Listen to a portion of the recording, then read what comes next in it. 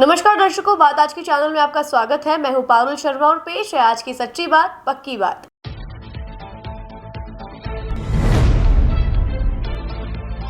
छात्र संघ चुनाव न होने को लेकर छात्रों में गुस्सा, एनएसयूआई ने किया प्रदर्शन।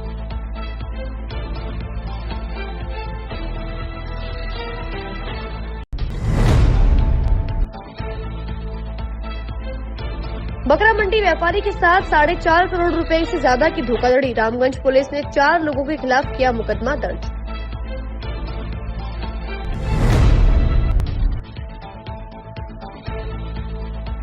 छात्रों को पुलिस कप्तान ने सिखाए साइबर क्राइम से निपटने के हुनर, सोशल मीडिया के नुकसान और फायदे भी बताए।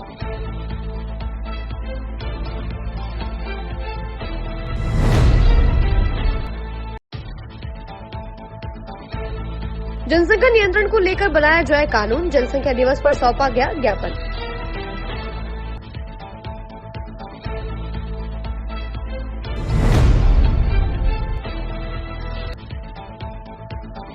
मेयर ब्रजता हाड़ा को याद आए नाले, कहा निगम साफ करता है, लोग भरते हैं नालों में गंदगी।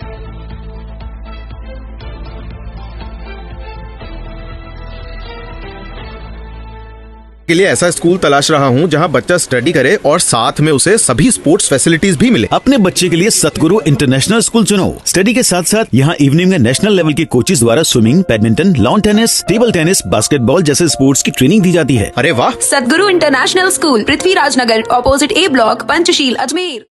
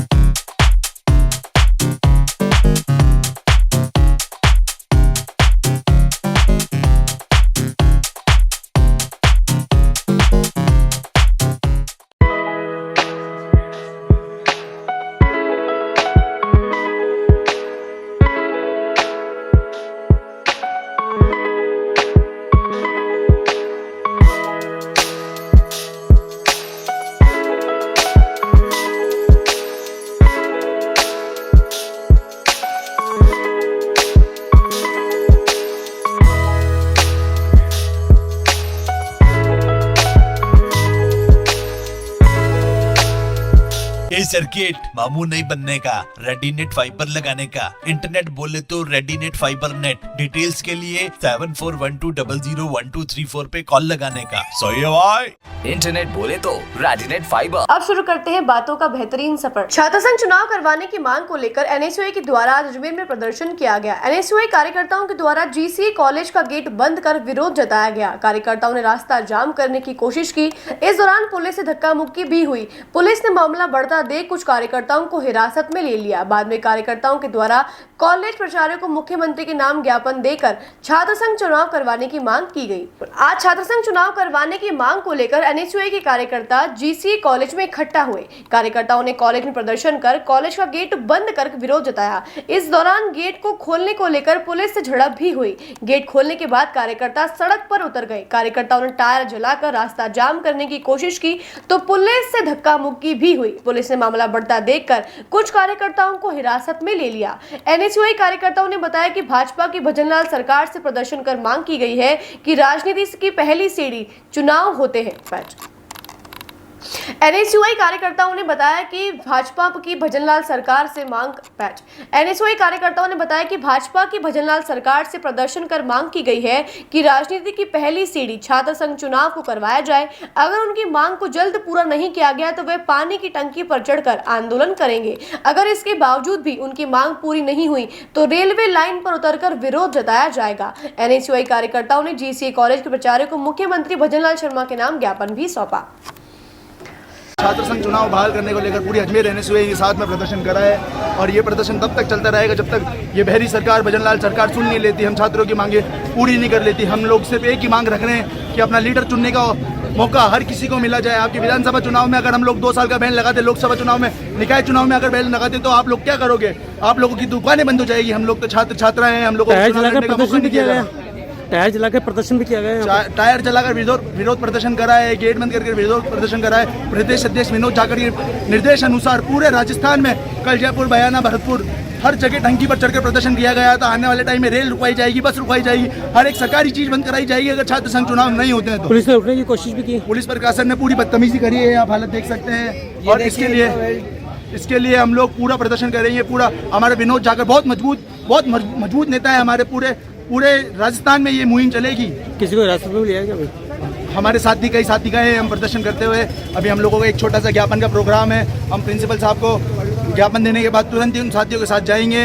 हम क्लॉक टावर थाने के जो सीआई हैं, एसपी साहब हैं, उन लोगों से बात कर और तुरंत उन लोगों को छुड़वाएंगे और प्रदर्शन ये यूं ही जारी रहेगा। लक्की जैन, अध्यक्ष पद हेतु जीसीए। एक विरोध प्रदर्शन किया जा रहा था जो कि गवर्नमेंट कॉलेज पे किया जा रहा था।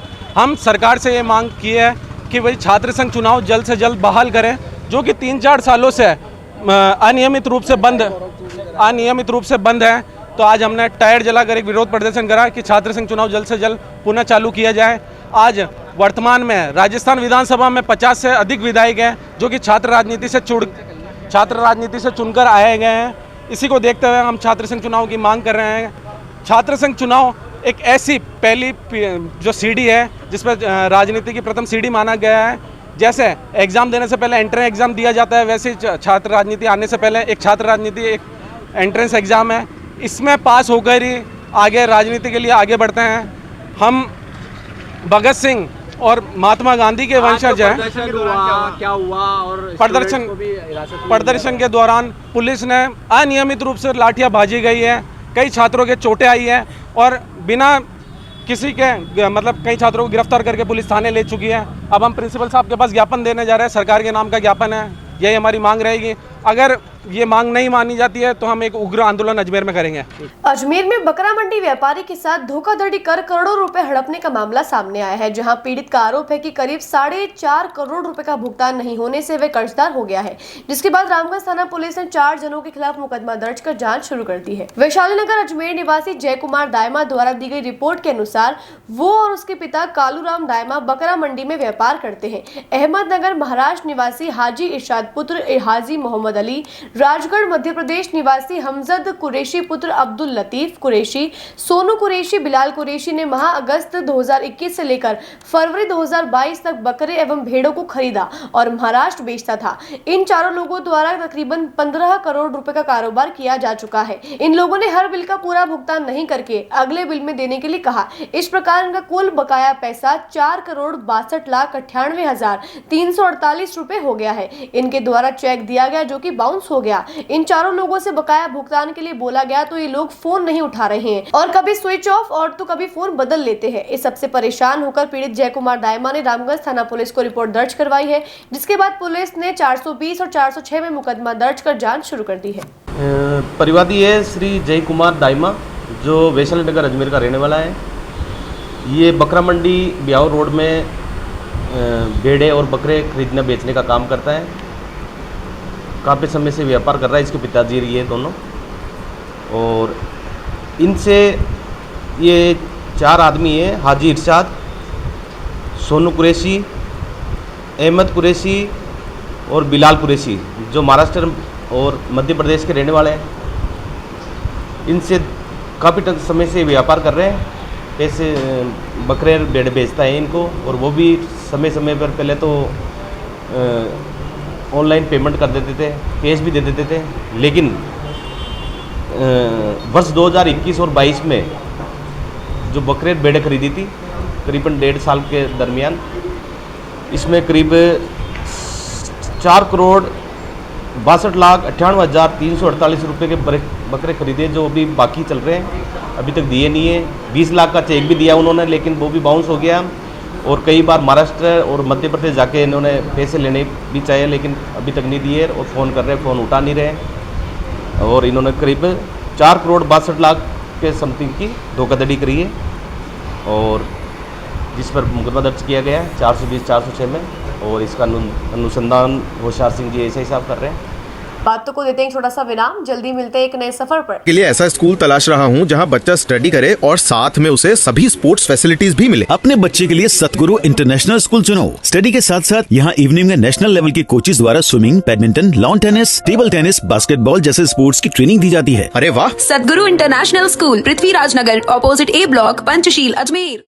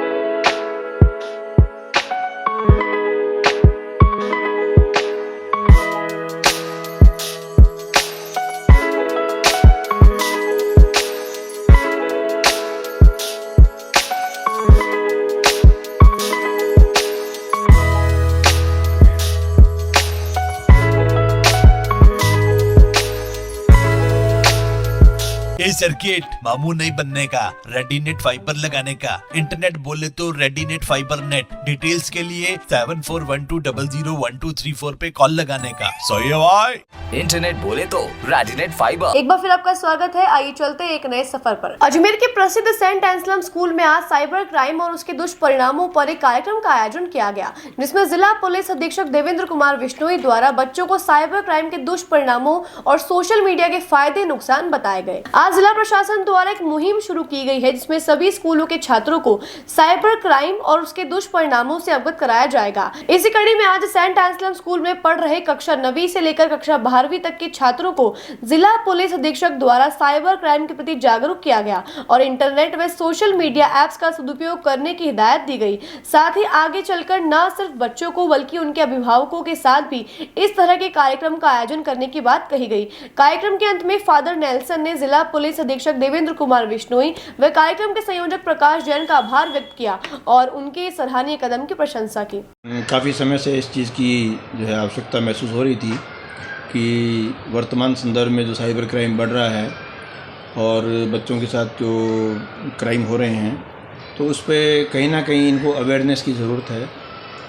तो इस सिलसिले में क्योंकि पहले छुट्टियां चल रही थी, अब स्कूल शुरू हुए हैं, तो प्रकाश जी जैन साहब मेरे पास आए कि साहब सेंट एंसलम में हम आपका एक वार्ता रखवाना चाहते हैं जिसमें साइबर क्राइम और उसके आफ्टर इफ़ेक्ट्स पे आप जो है एक बच्चों को गाइड करें, बताएं।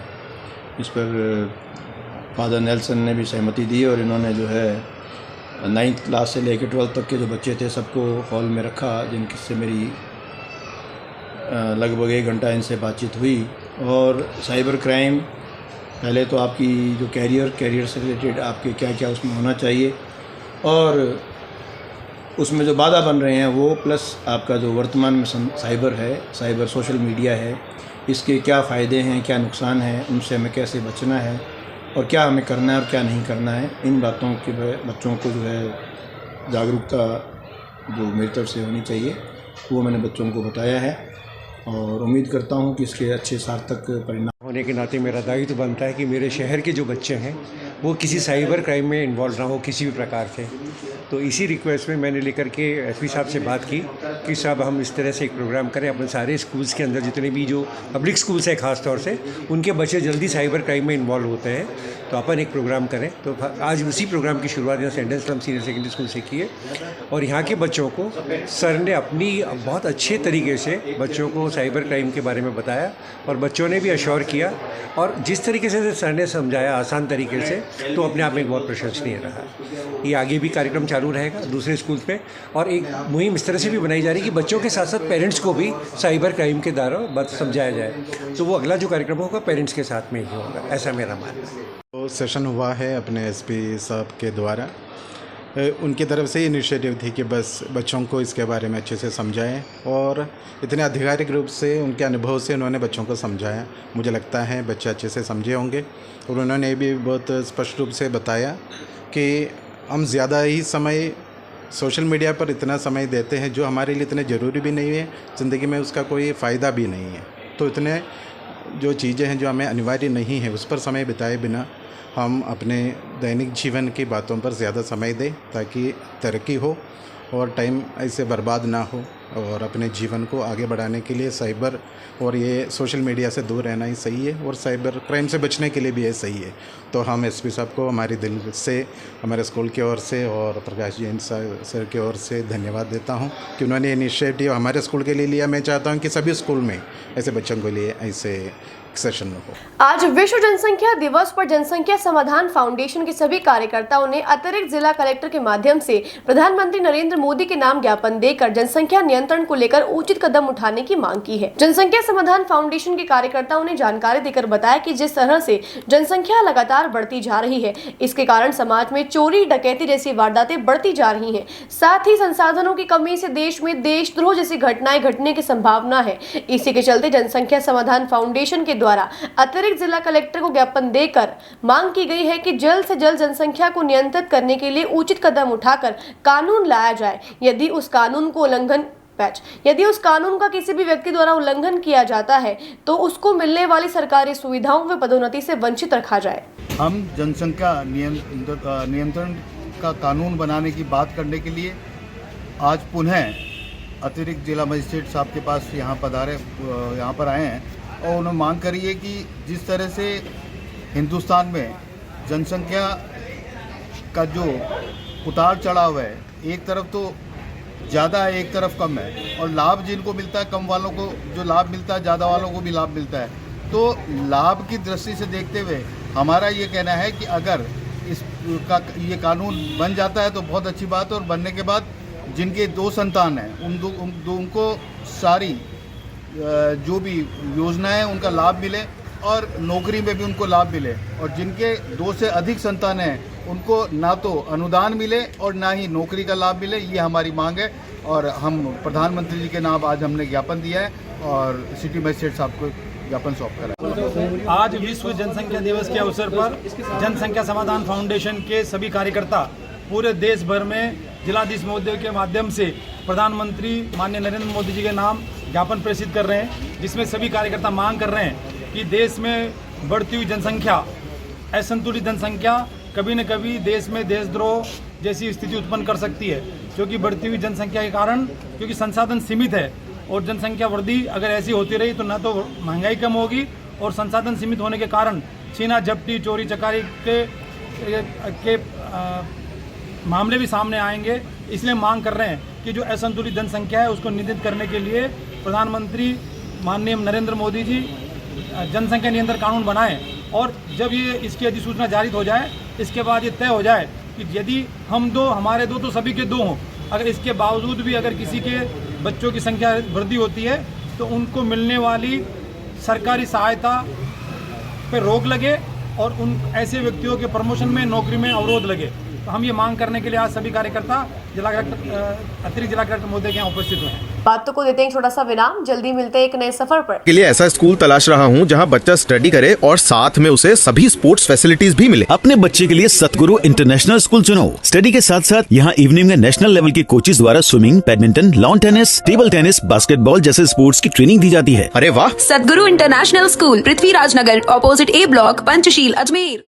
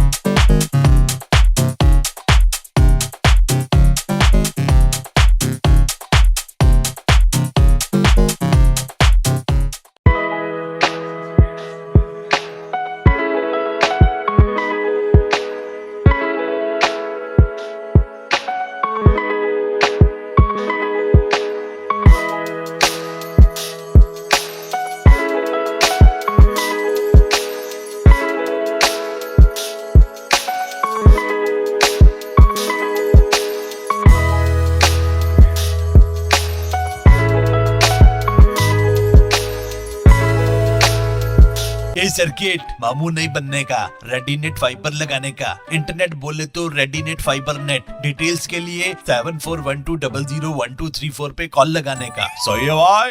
इंटरनेट बोले तो रेडीनेट फाइबर। एक बार फिर आपका स्वागत है। आइए चलते हैं एक नए सफर पर। मानसून को देखते हुए मेयर ब्रजता हाड़ा ने उत्तर व दक्षिण दोनों क्षेत्रों के नालों व एस्केप चैनल का निरीक्षण किया। इस दौरान उनका कहना रहा कि नगर निगम द्वारा समय पर साफ सफाई की जाती है, परंतु आम जन का पूर्ण रूप से सहयोग नहीं होने की वजह से बार बार गंदगी व कचरा नालों में डाल दिया जाता है। उन्होंने आमजन से अपील की है कि सारा कचरा ऑटो डिपर में ही डालें, सड़कों पर इधर उधर या नालों में ना फेंके। साथ ही समय पर नालों की साफ सफाई को लेकर उन्होंने कहा कि समय पर सभी नालों व नालियों की साफ सफाई की जाएगी ताकि बारिश के चलते कहीं पर भी पानी ना रुके और सुगम जल प्रवाह हो सके। इसके अलावा जिन नालों से बारिश का पानी जाता है उन्हें समय पर साफ सफाई करने के निर्देश दिए गए। कि बारिश को देखते हुए आज मैंने दोनों ही उत्तर और दक्षिण पूरे शहर देख लीजिए, मैंने दौरा किया है नालों का। मेन तो एस्केप चैनल देखा जिसमें से बारिश का पानी निकलता है, तो सफाई तो करते हैं, लेकिन पब्लिक को मैं ये आम जन को कहना चाहूँगी कि आप भी हमारे साथ थोड़ा सहयोग दें। मैं बार बार यही चीज़ कह रही हूँ कि हम सफाई करें, लेकिन फिर वही कचरे की स्थिति, प्लास्टिक की थैलियाँ, इतनी चीज़ें अभी जगह जगह देखा करें। मैडम 2 महीने पहले सफाई भी रोज़ करवाते भी, उसके बाद भी ये स्थिति है। तो आम जन को ये कहूँगी कि भाई आप हमारा जो है शहर की सफाई और नालों की सफाई में थोड़ा सहयोग करें। जब ऑटो ट्रिपर आपके आता तो कचरा उसमें डालें ना, नाले में या बाहर क्यों पटकते हैं आप ना। तो ये नाले अभी देखे मैंने और जो इनको निर्देश भी दिए हैं कि आप फिर भी रोज़ डेली साफ़ करो। जो मेन एस्केप चैनल या मेन नाले हैं जो शहर के, जिनमें से बारिश का पानी निकलता है, तो उनको आप डेली देखें, डेली ही कचरा निकालें, डेली ही सफाई करें। इन सबको यही जो सर्किल इंस्पेक्टर इनको निर्देश दिए मैंने। बारिश में तो ये हालत तो क्या है, लेकिन अगर नाले साफ़ रहेंगे तो जो शहर में पानी भरता है तो वो तेज़ी से निकलेगा। अगर नाले साफ़ नहीं रहेंगे तो वो पानी फिर रुकता है जगह जगह। तो यही निर्देश दें कि आप मेन तो आप नालों का ध्यान रखें और नाला देखें पूरा, और मतलब साफ़ सफाई तो करवाते ही रहे जब तक बारिश है। जब तक देखो जैसे दुकानदार है उनके तो हम चालान कटवा रहे हैं, जो भी इस तरह कचरा डाल रहा है। और कॉलोनी वालों को तो मैं यही कह रही हूँ कि भाई ऑटो ट्रिपर आपके यहाँ आते हैं तो कचरा उसमें डालो ना, आप बाहर क्यों पटकते हो, या नाली है आपके पास या नाला है तो उसमें क्यों डालते निकल के। तो आप जब हमारा सहयोग नहीं करेंगे तो हम कैसे शहर को साफ रख पाएंगे। आपका ही सहयोग हमारे लिए बहुत ज़रूरी है। नहीं मानेंगे तो फिर तो कार्रवाई करेंगे। हम जब इतना पैसा खर्च कर रहे हैं नालों की सफाई में, नालियों की सफाई में, वार्डों की सफाई में, तो फिर आप लोग हमारा सहयोग दो ना। आप ये देखिए ना हम कितना पैसा खर्च कर रहे हैं और फिर स्थिति वहीं की वहीं आ जाती है। तो ऐसा कोई मतलब नहीं है साफ़ सफाई का फिर, अगर आप हमारा सहयोग नहीं देते हैं तो सभी को मैं ये अपील करूँगी कि आप भी सहयोग दें। कचरा ऑटो टिपर में डालें, बाहर ना फेंकें, और ना ही आपके पास अगर कोई नाला या नाली तो उसमें डालें। और ठेले वालों को यही कहूँगी, आपके पास अगर कोई खाने आते हैं तो उनको बोलो कि यहाँ डस्टबिन रखा है मेरे पास, इसमें डालो, बाहर इधर उधर नहीं फेंकोगे अब खाने के बाद कचरा। तो यही सबसे कहना चाहूँगी, यही अपील करूँगी कि आप सहयोग करें, तभी शहर साफ़ होगा, नाले साफ़ रहेंगे। नहीं तो हम कितनी भी सफाई कर लें स्थिति वहीं रहेगी। आज के लिए बस इतना ही, कल फिर होगी आपसे मुलाकात। तब तक के लिए दीजिए इजाजत, नमस्कार।